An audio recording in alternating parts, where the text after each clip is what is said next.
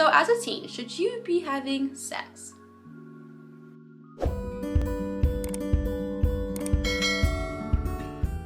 Today, we are going to be talking about dating, guys, and sex. These are the topics I know everybody wants to know more about, but unfortunately, we don't really talk about it enough in this world. So I wanted to provide a place where you can come and learn more and ask your questions. So as we go throughout the video, if you have any questions, comment them down below, and you never know, I might go ahead and make a video explaining further on any question you might have. So that being said, let's just hop right into the first topic, and that is dating. So most of you might be asking, when is the right age to start dating? The answer is, well, there is no answer. There really isn't one specific age that you must be before you start dating. The way I really think about it is, are you mature enough for a relationship? If you're wanting to date just because you want to fit in and because everybody's doing it, then you're not ready for dating at all.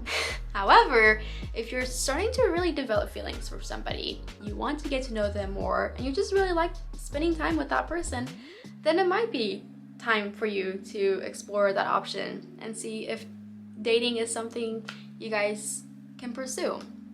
So let's talk about my experience with dating. I started dating in 7th grade, but my serious relationship really was one I started in 8th grade and went all the way until my junior year of high school. So I dated the guy for like 4 years, so it was a really long relationship.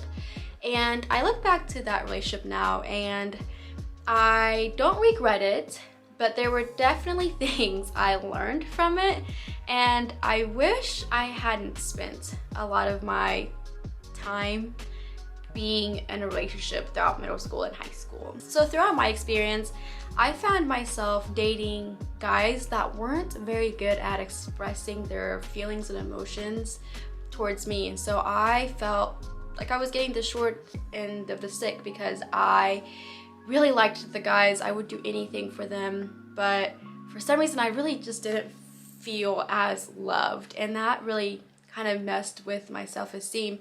And I look back now and I really don't think that the guys were bad guys. They were just young and they were kind of immature and they didn't know how to express their emotions and feelings, where I was a little bit more mature because girls mature a little bit faster, and I knew how to express my feelings and they just didn't know how to take that. I don't necessarily regret dating as a teen because I did learn a lot, and it made me realize what I want and what I don't want in a future relationship.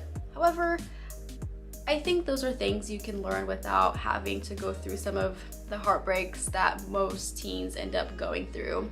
So if you're not dating right now, don't feel like you're missing out on this crazy great experience, because usually it isn't as great as it looks from the outside. And in the long run, you're probably going to be saving yourself from a lot of heartaches. But if you are dating, that's okay as well. There's really no right or wrong answer in this situation. Okay, let's talk about guys now. I am not saying this to hate on guys, but the truth is a lot of guys are very immature and there's just not a lot going on up here with them. Usually they are thinking about either food, their sports and video games, and girls. That's really all they're thinking about. And they mature at a much slower rate than girls do, like I mentioned earlier. During our teenage years, we are at a much different emotional level, and when we're trying to communicate with guys, they simply probably just don't understand our feelings and emotions and thoughts, and it really isn't their fault. It's because one, their brain is just not to that level yet, and two, society really has told guys to not feel feelings because that is considered weak. So most of them, they don't take a lot of time thinking about how they feel. they are also a lot more insecure than you might think. A lot of guys are really afraid of saying something that will make them look dumb, or doing something or acting in a way that will make them look uncool. So they really are very, very reserved, where girls are kind of like out there and they're willing to put their emotions out there because we've been encouraged from a young age that it's okay, you know, for girls to have feelings. So just kind of think about that as you start dating. If you feel like you're not getting enough feelings and emotions from the guys, most likely it's just because they don't know how. Okay, let's now talk about sex. I know this is a topic everybody has been dying to hear about. So as a teen, should you be having sex? And I'm not gonna be like your mother right now and give you some cliche answer like, you better not be having sex when you're a teenager because it will cause STDs or you'll get pregnant. Like, you already know those things. Instead, I'm going to give you a deeper reason as to why you shouldn't have sex as a teen. And that is, sex can cause a lot of emotional pain.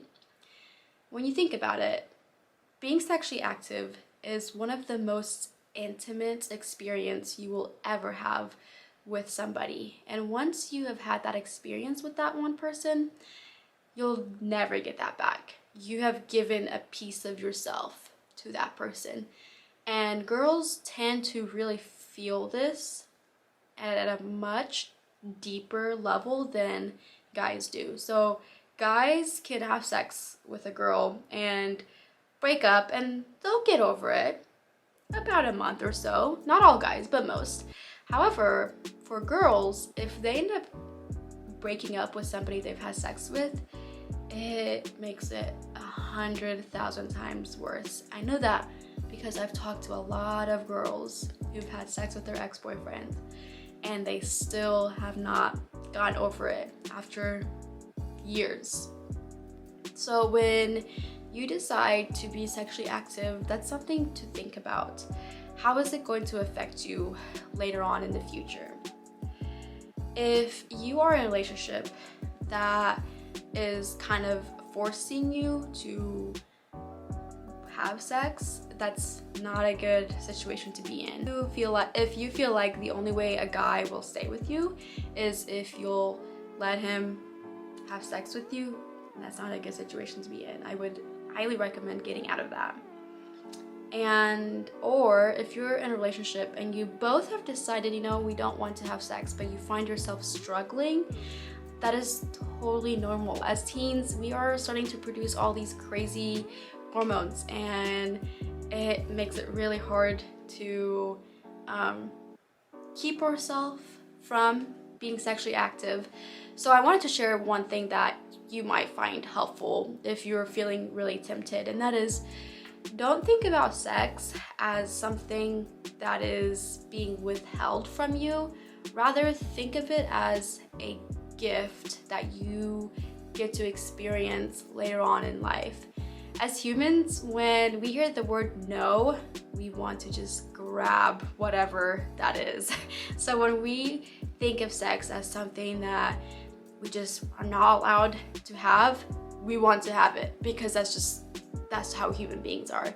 But instead, if you think of sex as something that you get to do later on in life with the right person at the right timing, when it's gonna cause way less pain, usually in the context of marriage, it makes it so much easier to be like, okay, yeah, I wanna wait for that moment. That's not something I wanna do right now. So think of sex as a gift that you get to open later on in life.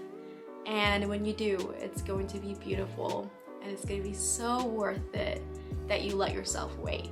So I hope that makes sense. And if you have any questions or anything like that, comment them down below. If anything I said was helpful to you or resonated with you, leave a comment. Let me know if you want to see more videos like this.